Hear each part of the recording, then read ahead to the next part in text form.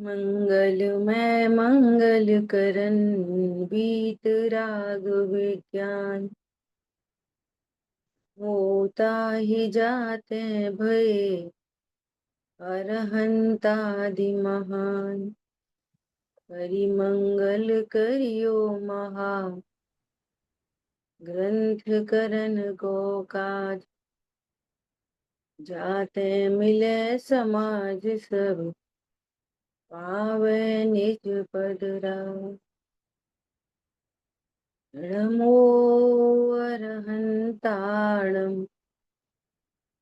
नमो सिद्धाणं नमो आयर्याणं नमो उवज्जायाणं।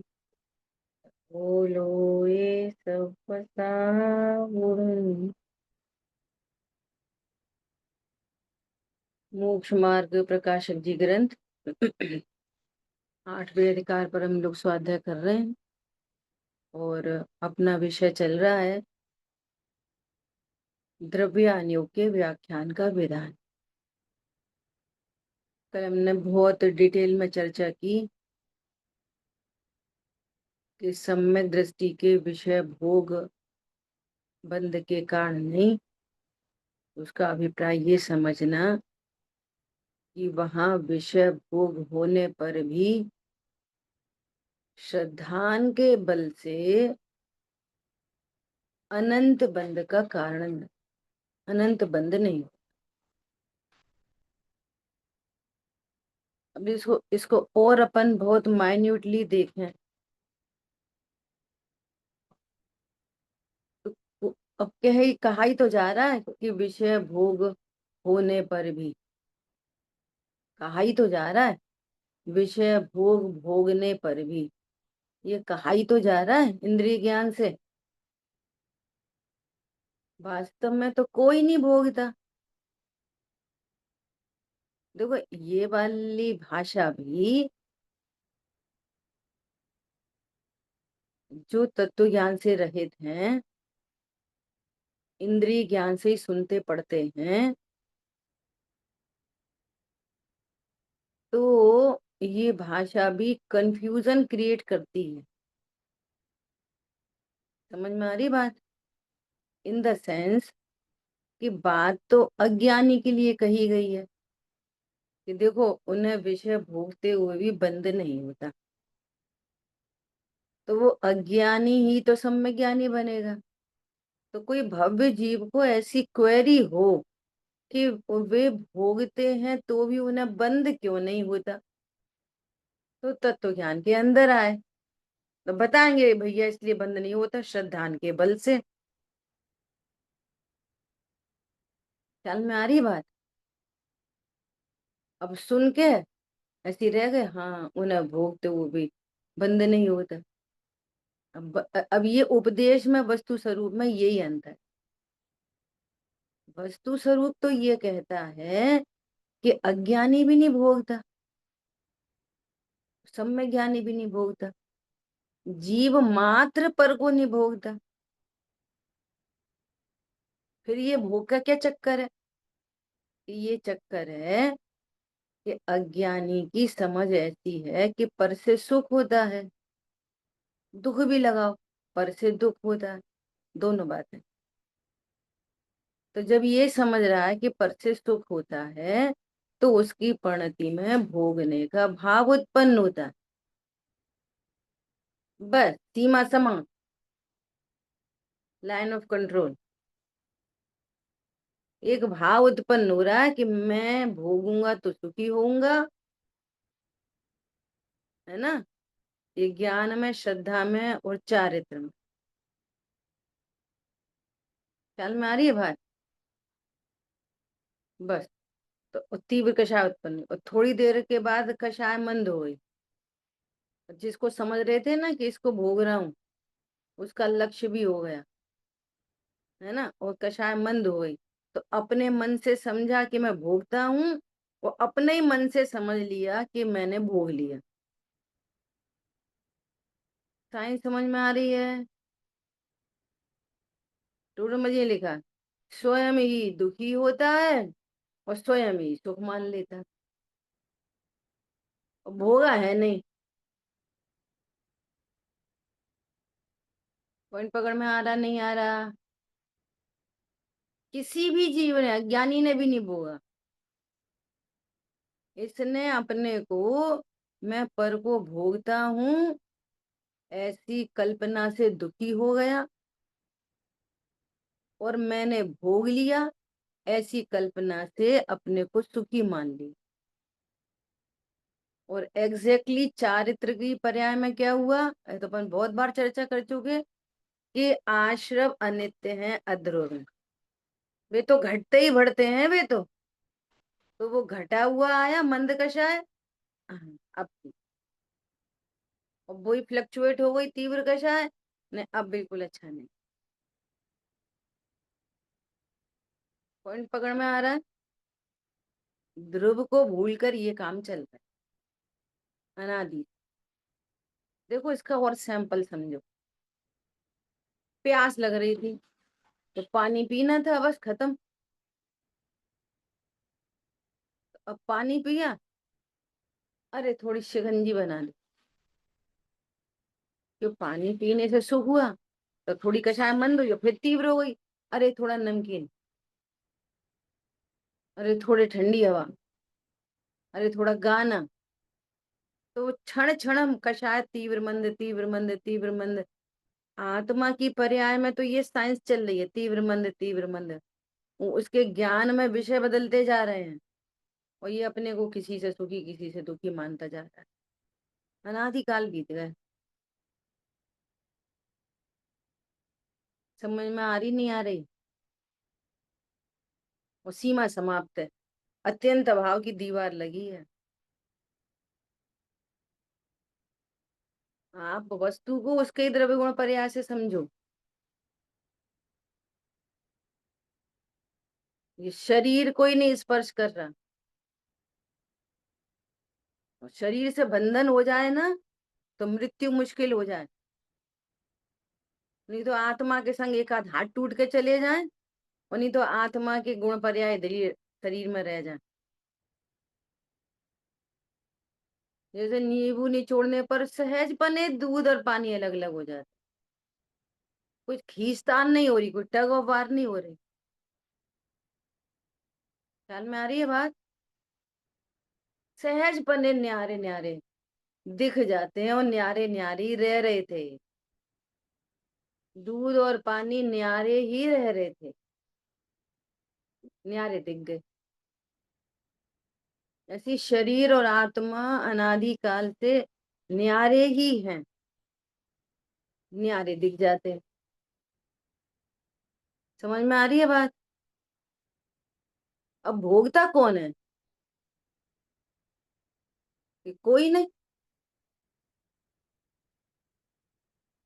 अब सब में ज्ञान हो गया, अब तो दिक्कत नहीं है, अब तो पता चल गई कि मैं भोगता नहीं हूँ। पता चल गई भोगता नहीं हूँ, विश्वास भी हो गया भोगता नहीं हूँ।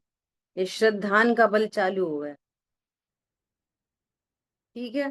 अब शेष मालूम है भोगता नहीं हूं, तो भी शेष कषाय में भोगने का भाव उत्पन्न होता है। क्या बोला? तो भोगने का भाव भले उत्पन्न हो, पैरेलली निमित्त रूप से शरीर की क्रियाएं होंगी, पैरेलली निमित्त रूप से संयोग होंगे, लेकिन श्रद्धान का बल क्या है कि शरीर की क्रिया मेरी नहीं हो रही, संयोगों को मैं भोग नहीं रहा, भोगने का भाव मेरा है, उससे मुझे बंध है। ये पूरी प्रोसेस उसके ज्ञान में क्लियर है। जितना भोगने का भाव है उतना बंद है। अब ये ऐसी सिस्टम है कि चाहने से भी नहीं मिटता। ज्ञान चाहे क्या कि अब मुझे कोई विषय भोग नहीं चाहिए, तो चाहने से भी नहीं, ज्ञान की चारित्र में नहीं चलती। वो तो चारित्र की परिणति स्वयं स्थिर विशेष हो, तो उन उन राग का अभाव। समझ में आ रही है और इससे क्लियर कुछ नहीं हो सकता। अज्ञानी सम्यक ज्ञानी दोनों की ये स्थिति है। और कथन कहाँ से चलेंगे? कथन उधर से ही चलेंगे। उनके इतने रानी, इतने राजा, इतने वो, इतने हाथी, इतने घोड़े, बात उधर से ही चलेगी। लेकिन उधर से हो कुछ नहीं रहा, क्योंकि लाइन ऑफ कंट्रोल है जबरदस्त। यहाँ ऐसा नहीं है कि पाकिस्तान के इंडिया में आ जाए, इंडिया के पाकिस्तान में चले जाए। ऐसी लाइन ऑफ कंट्रोल नहीं है इधर, कोई गुंजाइश नहीं है। कथन कहाँ से चलना है? उधर से। समझना किधर से? इधर से। ये आपकी खुद की जिम्मेदारी है, यदि मोक्ष मार्ग में आगे बढ़ना है। क्या बोला? आज सुबह उठ के पानी कितने लोगों ने पिया? दवाई किस किस ने खाई? हमें तो भैया सुबह उठते से ही थायराइड खानी पड़ती है। और मैं गायक हूँ? नहीं, वो तो मैं हूं ही गायक, व्यवहार से खाता हूँ।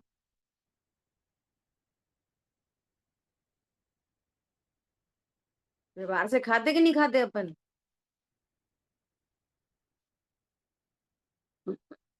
अब सिर सिर हिलाने से काम नहीं चलेगा, बिल्कुल प्रोसेस चाहिए। अब बंद किस बात का हो रहा? अपन ने भूतकाल में आलू खाए कि नहीं खाए भैया? हमने तो शादी तक आलू खाए, फिर बाद में ऐसा ऐसा हो गया, फिर बाद में हमने छोड़ दिया। तो अब इस पॉइंट पे बहुत विचार करो, खाए कि नहीं खाए। और जब खाए ही नहीं तो बंद किस बात का? जब खाए ही नहीं थे तो बंद किस बात का? अब ये बताओ, छोड़े कि नहीं छोड़े? खाते ही नहीं तो काय को छोड़े? समझ में आ रही बात? तो छोड़े बोल रहा है, खाते हैं। छोड़े क्या बोल रहा है? खाते हैं। तो ये बता रहे हैं यहाँ पर कि तुम सही ज्ञान करो और श्रद्धान करो। क्या मैं परद्रव्य को भोगता हूँ? बंद किस बात का था? अपने को ध्रुव नहीं जाना, ये महापाप, अनंत पाप। आलू खाने का इतना सा पाप है। कितना सा? इतना सा। और मैं आलू खाता हूँ, इसका अनंत पाप। अब स्वरूप समझ में आया? मैं कौन और आलू कौन? क्या? क्या स्वरूप समझ में आया? मैं कौन हूं और आलू कौन है? ये दोनों बातें समझ में आई। और मैं आलू को भोग सकता हूँ कि नहीं, ये वाली बात ख्याल में आई। तो मिथ्या तो मिटा, अनंतानुबंधी मिटी, तो अनंत पाप मिट गया। ख्याल में आ रही है बात? अनंत पाप मिट गए। तो राग मिटा, तो वस्तु का संयोग छूटा। संयोग छूटा, था कभी नहीं, खाया तो कभी नहीं। राग था उसके प्रति, तो राग छूटा तो वस्तु छूटी दिखती है। तो कहा जाता है आलू छोड़े, खाली अदरक खाते थे। फिर और राग छूटा तो अदरक भी छूट गई। फिर और राग छूटा तो वो लौकी टमाटर में भी टमाटर छूट गए। फिर और छूटा तो अमरूद छूट गए। फिर और छूटा तो वो छूट गए। ऐसी प्रोसेस चलती है। मूल में काम कहाँ पर हो रहा है? ज्ञान में, श्रद्धान में, आचरण में। आचरण मतलब लीनता में। काम किधर चल रहा है? चारित्र गुण की लीनता विशेष में काम हो रहा है। बाहर कुछ काम नहीं हो रहा। बाहर तो सिर्फ परिणमन हो रहा है, शरीर का परिणमन और परद्रव्यों का परिणमन। समझ में आ रही नहीं आ रही? नहीं आया तो पूछ लेना। बोलो।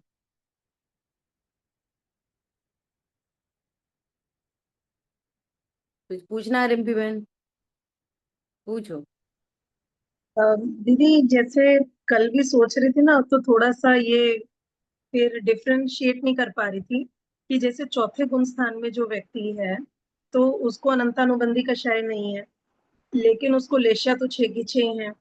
और पहले गुण स्थान में जो व्यक्ति है, तो उसको अनंतानुबंधी तो है, लेकिन अगर उसको पदम या शुक्ल लेशा होती है, तो उसकी जो प्रवृत्ति है, वो वहां पर अगर कोई विश्व का भोग कर रहा है, और चौथे गुण स्थान वाला भी अगर विश्व का भोग कर रहा है, तो वो कृष्ण लेशा में है। तो पाप बंध जो है उसको कैसे कैटेगराइज करेंगे कि पाप बंध जो हो रहा है, वो जैसे आपने कहा ना कि जाति तो अलग हो गई, और लेशा जनित जो है वो सेम लगेगा। तो ये समझ नहीं आ रहा था कि कैसे होगा। ये कहा जा रहा है अनंतानुबंधी में लेश्या और अप्रत्याख्यान में भी लेश्या। अनंतानुबंधी से अनंत पाप। पहले तो मिथ्यात्व का अनंत पाप। अनंत पाप मतलब अनंत संसार खड़ा है। और इधर अनंतानुबंधी की मंद लेश्या हो गई। अनंतानुबंधी मंद लेश्या, तो वो कहाँ दिखाई देगा? पूजा पाठ दया दान व्रत आदि में, अणुव्रत महाव्रत, किसी को प्रतिमा आ जाए, किसी को महाव्रत, इनमें दिखेगा। लेकिन ऐसा दिखने पर भी उसका संसार नहीं मिटा। इसलिए कह रहे हैं कि वहां से स्वर्ग आदि पहुंचे और स्वर्ग आदि से वापस एक इंद्री, और फिर एक इंद्री में अनंत काल। ख्याल में आई बात? अब इधर इधर देखें। अब इधर देख रहे, चौथा गुण स्थान वर्ती है, तो उसका मिथ्या तो अनंतानुबंधी चला गया, अनंत संसार चला गया। अब अप्रत्याख्यान में तीव्र कषाय चल रही है, युद्ध आदि, तो पाप बंद होएगा उसको? पाप बंद होगा कम स्थिति अनुभाग का। पाप बंद तो होगा उनको, लेकिन दर्शन मोहिनी और अनंतानुबंधी की 41 प्रकृतियां भी नहीं बंधे। इधर तीव्र पाप बंद होगा, तीव्र पाप बंद होगा, लेकिन वे 41 प्रकृतियां नहीं बंधेंगी। ऐसा युद्ध होने पर भी वो एक इंद्री में नहीं जाएगा, दो इंद्री में, तीन इंद्री में, चार इंद्री, असंगी, स्त्री, त्रियंज। समझ में आ रही है बात? इनमें नहीं जाएगा। अब कल्पना करो जरा, इतना सारा बंद नहीं हो रहा उसको 41 प्रकृतियों का, युद्ध के मैदान में भी, विषय भोग के भीतर भी। और इसको पूरी 41 प्रकृतियों का बंद हो रहा है पूजा के बीच में भी, व्रत के बीच में भी। इसलिए संसार नहीं मिट रहा। और वहां यानी संसार चुल वहां पाप प्रकृतियां बंधने पर भी संसार चुल्लू भर है, इत्तू। और यहाँ संसार कितना है? पूरा समुद्र। समझ में आ रही है बात? यानी कि यहाँ पर पहले गुण स्थान में अगर कोई साधुपना भी अगर किसी ने ले लिया, द्रव्यलिंगी साधु हो गया, तो वो ऊपर से तो पांच समिति तीन गुप्ती वो आचरण कर रहा है, लेकिन उसको वही एकेंद्रिय संबंधी प्रकृतियां ये सब चालू है उसकी सब बंधनी। चालू है टोटल। और चौथे गुण स्थान में रहकर चाहे कोई सभी विषयों को भोग रहा है, चाहे युद्ध कर रहा है, तो उसको ये नहीं बंध रही। तो एक तो प्रकृति हाँ डिफरेंस हो गया, हाँ प्रकृतियों का डिफरेंस हो गया, प्लस जो इंटेंसिटी, जो जैसे अपन अनुभाग की बात कर रहे थे, तो वो अनुभाग वो लेशा से कम ज्यादा होगा, जैसे हाँ वहां पर शुक्ल लेशा हाँ। है। तीव्र देखो, तीव्र अनुभाग तो होगा, लेकिन स्थिति कितनी कम है ये देखो। ये जीव, युद्ध वाला जीव उसी भव से मोक्ष जा रहा है, कितनी स्थिति कम बन रही है। वो इसको कितनी स्थिति बन रही है, इसके अनंत जन्म मरण चालू है, और इसके दो चार जन्म मरण चालू है। कोई उसी भव से जा रहा है, कोई ये उस भव से। और देखो गजब की बात, कि ये कितना युद्ध आदि हो, ये भी सुनो, इधर कितने युद्ध और भोग हो, ये सम्यक दृष्टि स्वर्ग ही जाएगा मनुष्य गति का। कितना पाप बंध रहा हो वो स्वर्ग ही जाएगा।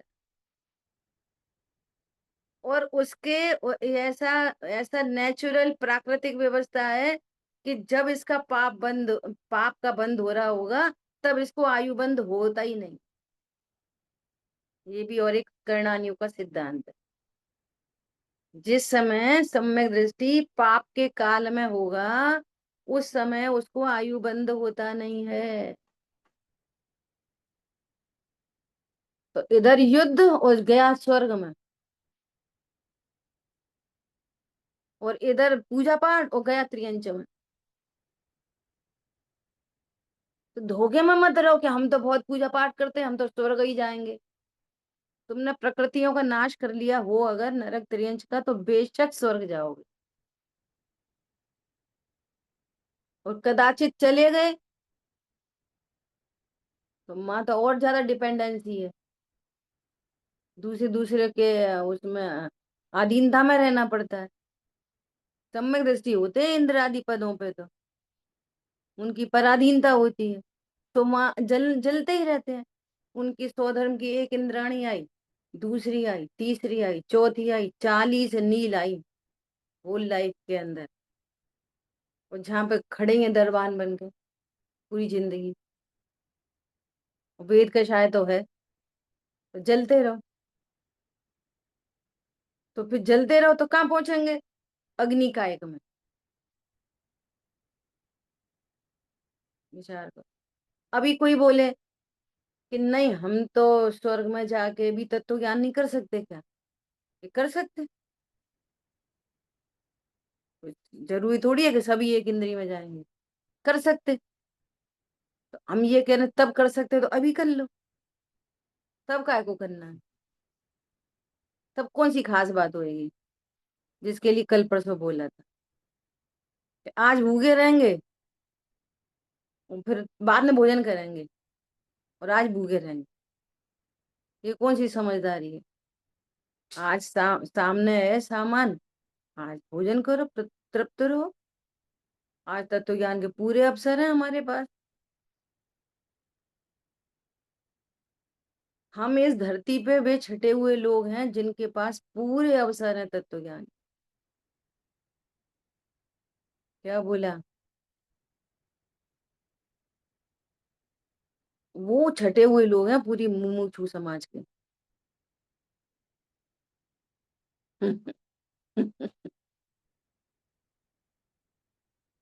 सच्ची बात है, इसमें कोई दो राय नहीं है। ये समझ लो। ख्याल में आ रही है बात? अब कथन ऐसी चलेंगे, ये कन्वर्टर लगा के बैठो, बी अलर्ट। कथन ऐसी चलेंगे वे भोगने के, वे युद्ध कर रहे हो तो भी नहीं बंधेगा। अब बात ये चल रही है, वो कर ही नहीं रहे। बात तो ये चल रही है अभी, तो वो कथन वहां से चलेंगे। अभी बार बार थोड़ी बोली जाएगी उन, वे तो त्रिकाली ध्रुव है और उनको युद्ध का भाव है, और शरीर से तो कर नहीं रहे, और तलवार उठा नहीं रहे, और वो सब इतनी बात हर बार बोली जाएगी क्या? सीधे सीधे बोली जाएगी युद्ध के मैदान में श्रद्धान का बल है। उनकी तो निर्जरा चल रही है, युद्ध में निर्जरा। वो बंद नहीं हो रहा। हाँ हो रहा है। अप्रत्यखान संबंधी हो रहा है चुल्लू के बराबर। और उनका पाप भाव उनको नीच गतियों में नहीं ले जा सकता, नरक त्रियंच में नहीं ले जा सकता उनका पाप परिणाम। और तुम्हारा पूजा का परिणाम तुम्हें त्रियंच में ले जाएगा। सुन लो ध्यान से। काय को? पूजा कीनी अभिमान ठान।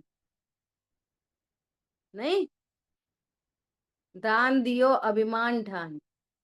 और पूजा कीनी वरदान मांग। पूजा क्या के लिए की? वरदान मांगने के लिए। अपने से ही चलता है कुछ, समथिंग इज गुड, कुछ अच्छा हो जाएगा अब हमारे साथ।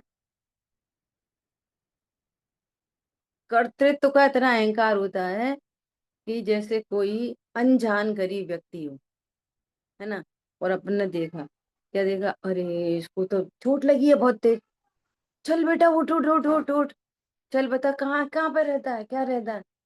पता नहीं आंटी ऐसे। अरे चलो लाओ भाई इसको डॉक्टर को दिखाओ। तो अंदर अंदर एक गुड फीलिंग चलती रहती है, मैंने बहुत अच्छा किया, बहुत अच्छा करता, एक कर्तृत्व ऐसा मिथ्यात्व जोर मारता, मैंने बहुत अच्छा किया इसके साथ में, मैंने बहुत अच्छा किया, बहुत अच्छा किया इसके साथ। कोई नहीं था, बेचारा बिलख रहा था, मैं लेके गया डॉक्टर के पास, मैं दवाई दिलवाई, फीस दी मैंने 2,000 रुपए की। मेरी वजह से बच गया वो। बोलो ऐसा कौन है कि ऐसी सारी क्रिया सब होते हुए भी मैं अकरता हूँ, सिर्फ गया था। इनमें से मैंने कुछ भी नहीं किया। बता तेरे हाथ कहाँ है जो तूने उठाया था उस बच्चे को? बता तेरे पैर कहाँ है जो तूने गाड़ी चलाई थी? समझ में आ रही है बात? कैसे लेके गए उसको हॉस्पिटल तक? मतलब उस बच्चे का क्षेत्रांतर, उस बच्चे की योग्यता वो कुछ नहीं है। उस अपने भी करता तुम ही हो और उसके भी करता तुम ही हो। पूरे विश्व के कर्ता बनता है। और अभी भी चैन नहीं पड़ती। अब मैं किसी को बता दूं मैं कितना महान हूं। और जैसी मौका लगा, आज पता है क्या हुआ? आज ऐसा ऐसा हो गया। फिर हम दिखा के लाए, फिर हम डॉक्टर को 2,000 रुपये फीस दी हमने। समझ में आ रही है बात? किसी को बता दूं किसी? तो तेरा ये शुभ भाव है। ये मिथ्यात्व पूरा का पूरा जबरदस्त और तीव्र कषाय है पूरी। अपने मन से सोच रहा है ये मंद कषाय है मेरी, मैं किसी को उठा लेके गया। वो वहां चल रही है क्रोध कषाय, मान कषाय, मायाचारी, लोभ, सारी कषाय चल रही है। एक के बाद एक के बाद एक के बाद फ्लक्चुएट हो रही। ख्याल में आई बात? और बोल भी दे कदाचित, थोड़ा स्वाद है, बोल भी दे। बोले अरे आंटी आप, आपका आपका दिया जीवन है, आप नहीं होते तो आज मैं तो मर ही जाता। नहीं बेटा, नहीं बेटा, तेरा उदय था, नहीं बेटा। वो अंदर में कर्तृत्व जबरदस्त। बोलो, समझ में आ रही है बात?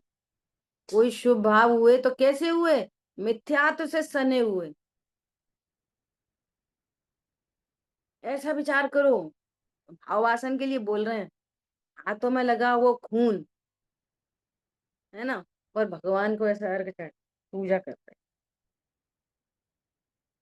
खून भरे हाथों से अर्घ चढ़ा सकते हैं? बोलो, कैसे हाथ चाहिए? साफ सुथरे धो धुआ के अच्छे से। सम्यक दृष्टि के हाथ कैसे होते हैं? धुले धुलाए। मिथ्या दृष्टि के हाथ कैसे होते हैं? खून से रंगे, गंदगी से रंगे। अब कर रहा है ये हाथ जोड़ गया है पूजा। देख तो लो, तुम्हारे हाथ मतलब कर्तृत्व। हाथ मतलब कर्तृत्व। तो इतनी पूजा करी, वरदान मांग, और दान दिया अभिमान ठान के, पता चल जाए। और पता और लगाओ कि हमने कितने दान दिए। काय को पता लगाए? समझ में आ रही है बात? अभिमान, ये तीव्र कषाय चलती रहती है, क्रोध, मान, मान, मिथ्यात्व के साथ। अब हुआ गया कुछ नहीं। पूरा पर द्रव्यों का परिणाम है, सारा का सारा। वो तुम्हारे ज्ञान में सिर्फ झलक रहा है। ठीक है, इसलिए कहते हैं, बोलो, अभी अपन कितने परिग्रह वाले हैं। अब ध्रुव का निर्णय बना हो, ध्रुव दृष्टि हुई हो, तो निशंक बोलता है। निशंक बोलता है। क्या बोलता है? इसलिए निशंकता पहले आती है। न मेरे में अंतरंग परिग्रह, न बहिरंग परिग्रह। अंतरंग परिग्रह कौन है? मूल परिग्रह तो वो है, वो तो उपचार है।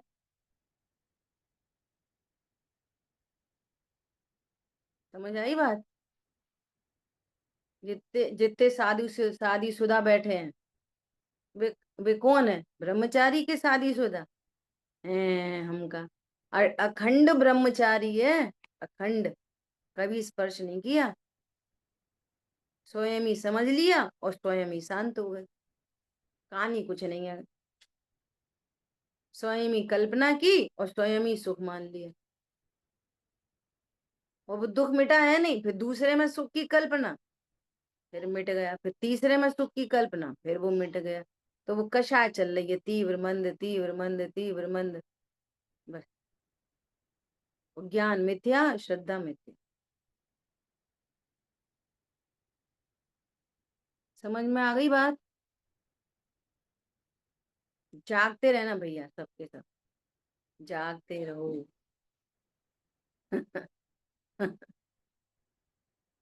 और ये नहीं सोचना कि कोई सिली सा प्रश्न होएगा, कोई क्या बोलेगा। अरे कोई कछु नहीं बोलेगा, कोई नहीं बोलता। सिली थोड़ी देर के लिए सिली हो भी जाए और फिर समझदार बन जाए तो फायदा है कि नुकसान है? मतलब अपने सिली पने को सुरक्षित रखना है, कोई को पता नहीं चल जाए और हम जीवन भर सिली बने रहें, पता नहीं चल जाए कोई को। अरे लग जाए पता, कितने सिली थे मर गए, कौन याद कर रहा उन्हें? और जिन्होंने सम्यक को प्राप्त कर लिया उन्हें अपन याद करते। समझ में आ रही है? अगर पागल हो भी तो पागलों को कोई याद नहीं करता, जितने याद करते हैं समझदारों को करते हैं। कितने मिथ्या दृष्टि जैन समाज में चले गए, कौन याद कर रहा? गुरुदेव श्री को कौन भूल रहा? दादा को कौन भूल रहा? बोलो। पंडित साहब को कौन भूल रहा है? समझ में आ रही है बात? तो वो उसको रख के चले गए ना तो बहुत मुश्किल हो जाएगी। चलो। दे और पता है एक एक और बात है यहाँ पर कह रहे हैं, देखो श्रद्धान का बल। तो पता है कि श्रद्धान को इतना बड़ा कहा गया है, काम करेगा पूरा ज्ञान और बल है श्रद्धान का। यहाँ पे ये नहीं कहा देखो ज्ञान का बल, यहाँ पे ये नहीं कहा देखो चारित्र का बल, क्या कहेंगे? श्रद्धान का बल। तो आगम में कहाँ पे लिखा है मुझे पता नहीं है, पर एक जगह ऐसी बात आई है कि सिद्ध भगवान अनंत काल तक सिद्ध क्यों रहेंगे। तो वहां पे भी यही शब्द आया है, श्रद्धान का बल है। सम्यक दर्शन की इतनी महिमा है, और काम पूरा ज्ञान करे। ठीक है। देखो सम्यक की महिमा, जिसके बल से भोग भी अपने गुण को नहीं कर सकते। मुझे तो बहुत इस पे बहुत चिंतन चल रहा है। अरे भोगों ने तो कभी गुण नहीं किया था,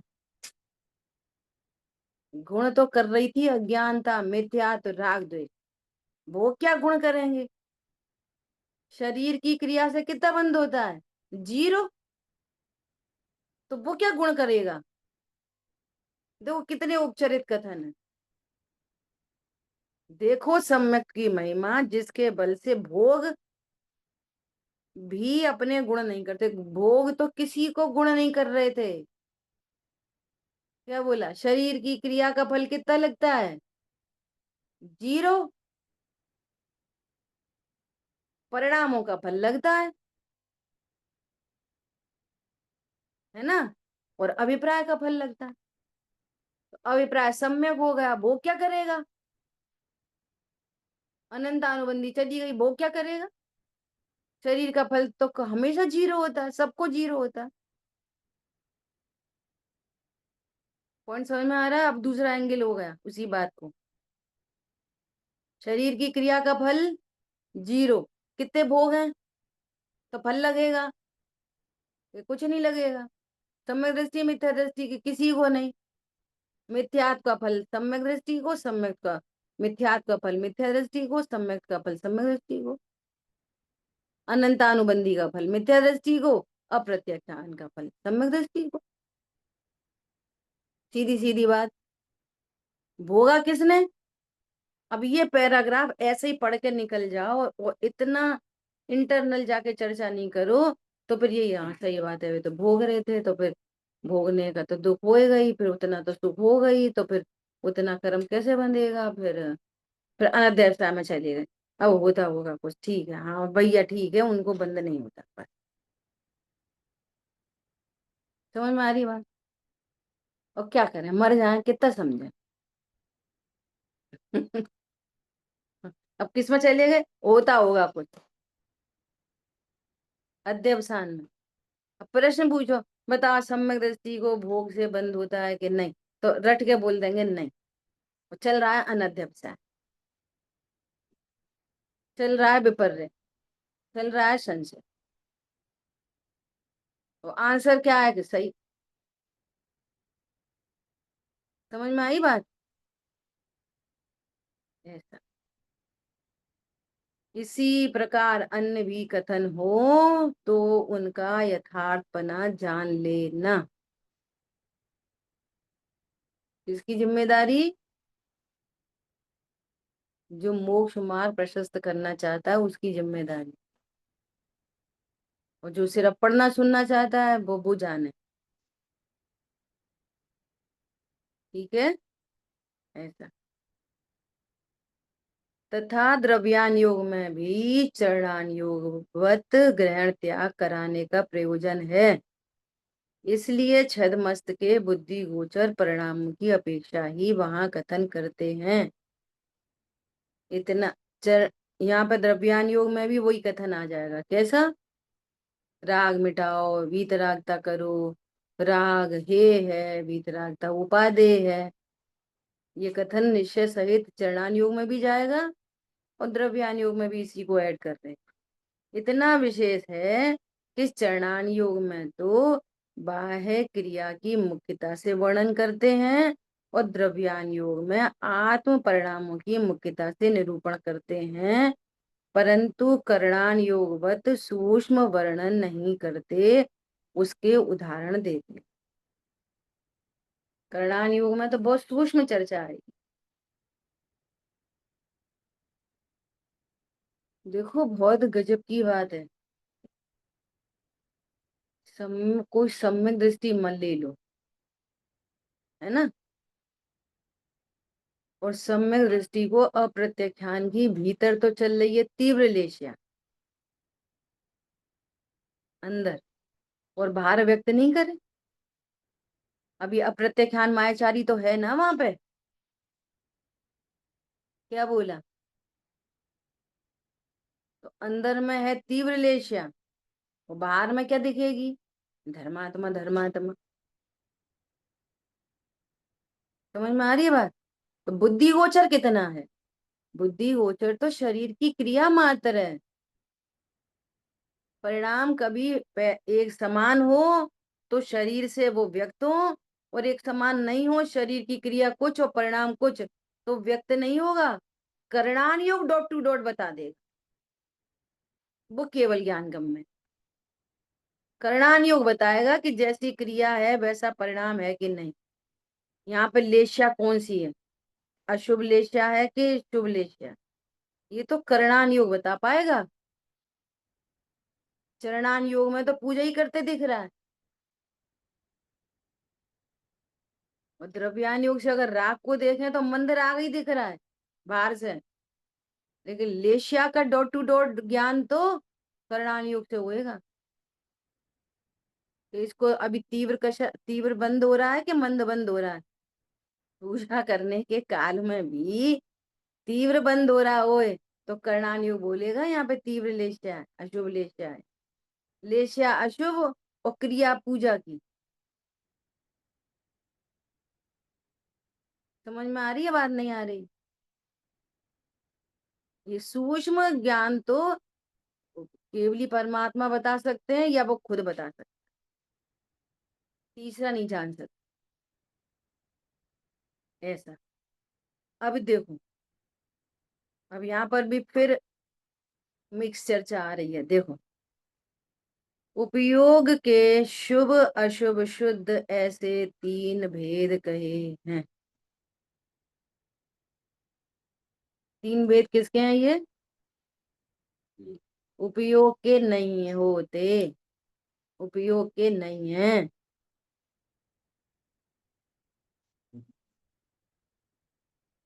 ये तीन भेद उपयोग क्यों होते हैं? ये तीन भेद तो चारित्र की पर्याय के हैं, शुभ अशुभ और शुद्ध। अब उपयोग अशुभ में लगा तो अशुभ उपयोग, शुभ में लगा तो शुभ उपयोग, और शुद्ध में लगा तो शुद्ध उपयोग। ये उपचरित कथन है, ये उपयोग नहीं होता तीन प्रकार का कभी भी।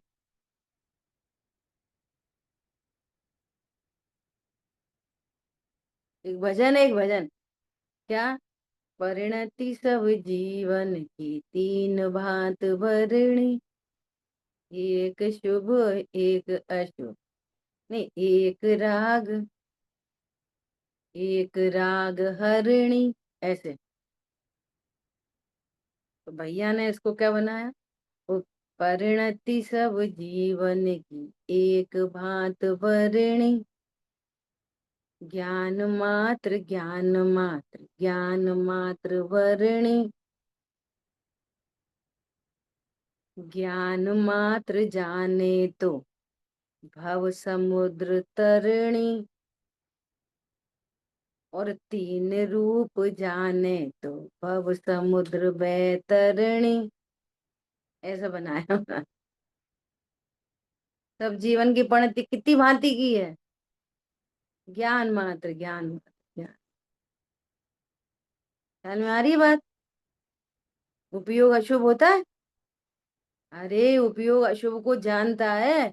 अगर अशुभ हो जाए ना उपयोग, तो फिर शुभ कैसे होएगा? उपयोग में अशुभ झलकने पर उपयोग को अशुभ कहते हैं। दर्पण में क्या है? मोर। दर्पण में क्या है? गोबर। क्या है दर्पण में? दर्पण। ज्ञान में क्या है? ज्ञान अशुभ है, शुभ है कि शुद्ध है? ख्याल में आ रही है बात? तो क्या बोल रहे हैं? वहां धर्मानुराग परिणाम वह शुभोपयोग, पापानुराग रूप व द्वेष रूप परिणाम व अशुभोपयोग, और राग द्वेष रहित परिणाम सो शुद्धोपयोग कहा है। अब ये उपयोग से बात चल रही है, समझना कहाँ से? राग द्वेष के अभाव रूप जो परिणाम है, तो वो चारित्र की परिणति है, दिख नहीं रही, और उपयोग से बता रहे हैं। राग द्वेष का अभाव कहाँ होता है? उपयोग में, कि चारित्र की परिणति में? अशुभ भाव कहाँ पे होता है? उपयोग में, कि चारित्र की परिणति में? समझ में आ रही है बात? ऐसा। सो इस छदमस्त की बुद्धि गोचर परिणामों की अपेक्षा यह कथन है, करणान योग में कषाय शक्ति की अपेक्षा गुणस्थान आदि में संक्लेश विशुद्ध परिणामों की अपेक्षा निरूपण किया है, वह विवक्षा यहाँ नहीं है। क्या कह रहे हैं? एक मिथ्या दृष्टि पूजा कर रहा है, एक सम्यक दृष्टि पूजा कर रहा है, तो अपन क्या बोलेंगे?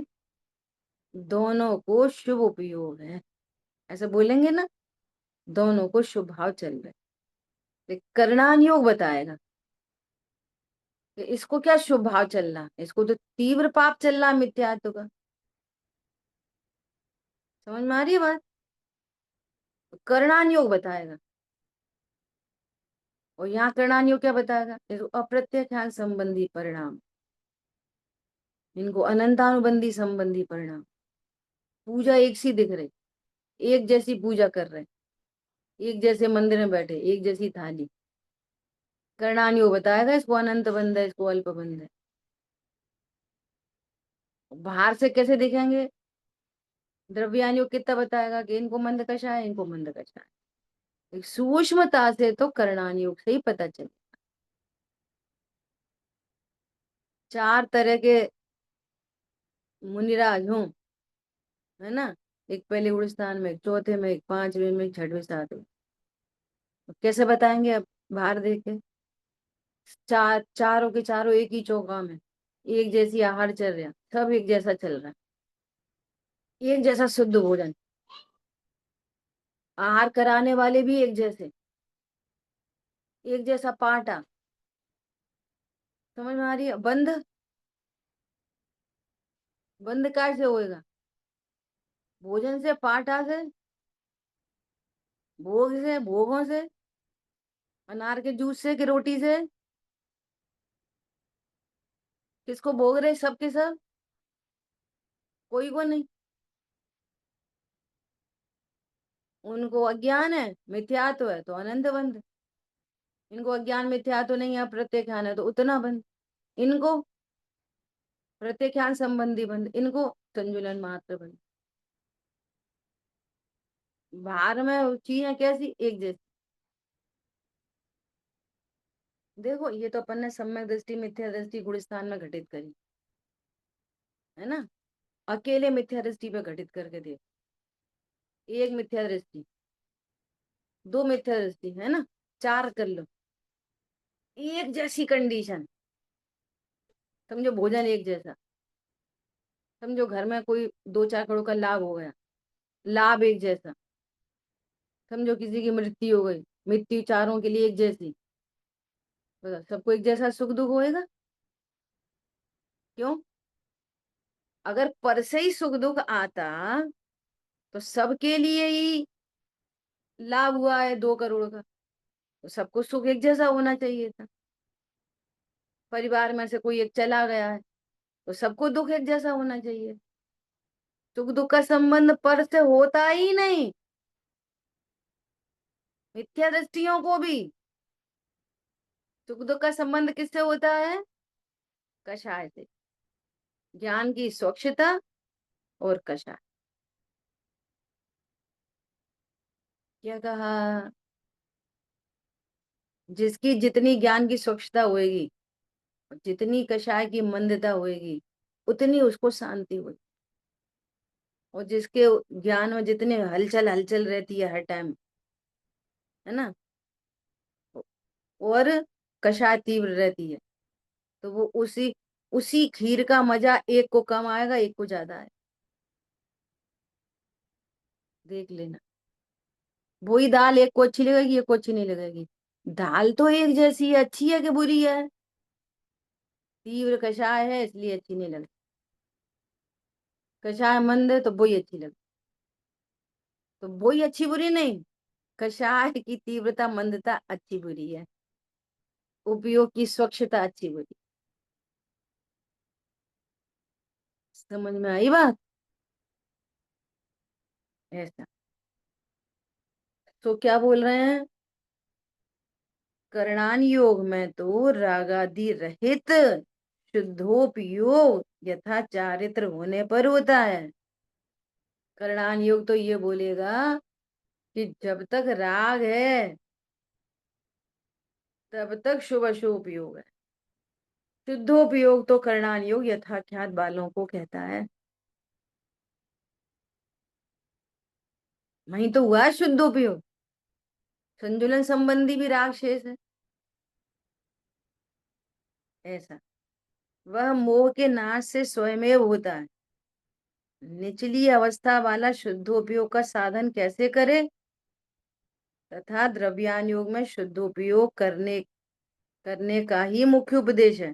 इसलिए वहां छदमस्त जिस काल में बुद्धि गोचर भक्ति आदि व हिंसा आदि कार्य परिणामों को छोड़कर आत्मानुभवनादि कार्य में प्रवर्ते, उसे शुद्धोपयोगी कहते हैं।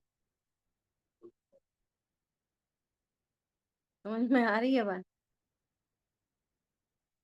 देखो, अनुभूति का काल है तो द्रव्यानु क्या बोलेगा? शुद्धोपयोग है। और कर्णायु क्या बोलेगा? कि अनुभूति के काल में भी राग विद्यमान है, तो ये शुद्धोपयोगी कहाँ है? ख्याल में आ रही है बात? ऐसा समझो, पानी का दृष्टांत दिया था ना कि करणान योग तो जब पानी ठंडा हो जाएगा तब उसको ठंडा पानी बोलेगा। कौन? करणान योग। द्रव्यान योग, ये उंगली डाली, आप उंगली डाल सकते, तो क्या बोलेगा? द्रव्यान योग, थोड़ा ठंडा हो गया, तुझे गरम गरम नहीं लग रहा? हाँ लग तो रहा है, उतना नहीं लग रहा पहले जितना। तो गरम है कि नहीं? कि हाँ है। तो गरम है कि ठंडा है? तो थोड़ा ठंडा है थोड़ा गर्म है। समझ में आ रही है बात? और करणानियो क्या बोलेगा? जब उंगली डाल सकते हैं पी सकते हैं वो तभी ठंडा है। गर्मी है तुम कैसे बोल लो ठंडा है? तो वहां तो वो थोड़ा ठंडा हुआ ना, तो उस अपेक्षा से कह रहे हैं ठंडा। गर्मी मौजूद है। 80 डिग्री को भी ठंडा कह रहे हैं।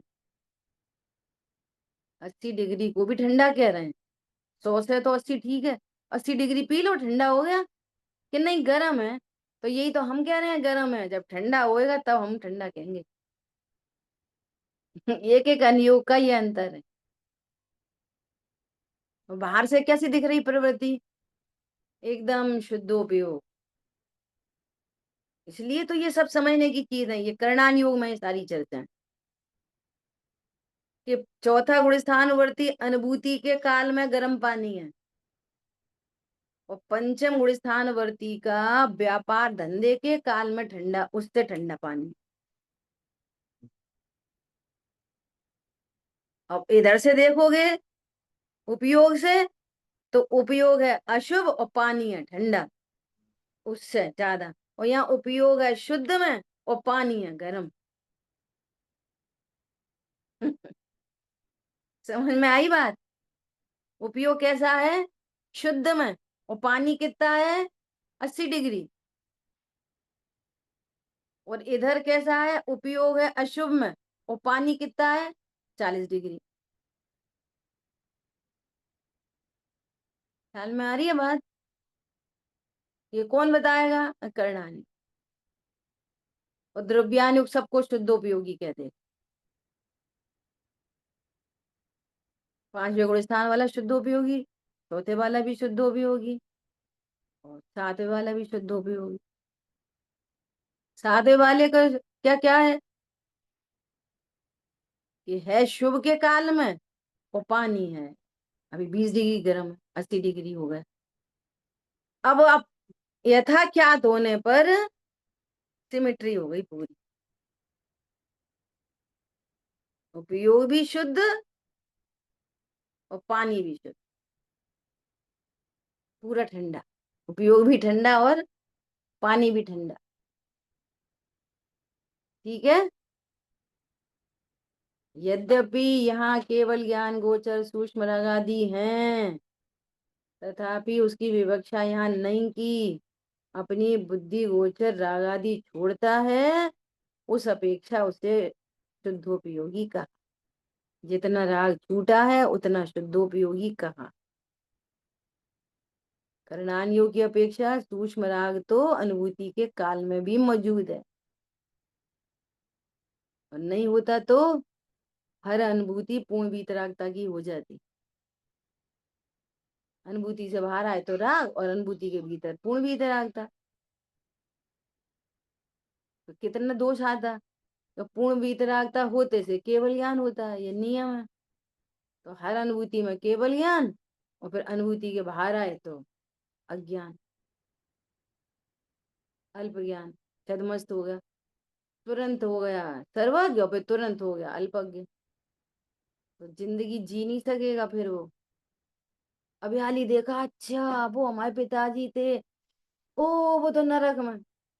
अब वही वही दिखता रहेगा उसको छदमस्त होने पर। समझ में आ रही है बात? तो जो व्यवस्था है तो व्यवस्थित है, सिर्फ समझना है भली प्रकार से। ठीक है, इतना ही रखिए। जिन वाणी के ज्ञान से सूझे लोकालो, तो वाणी मस्तक सदा है। बोलिए द्वाशांग मई जिनवाणी माता की जय। जय जिनेन्द्र सभी को।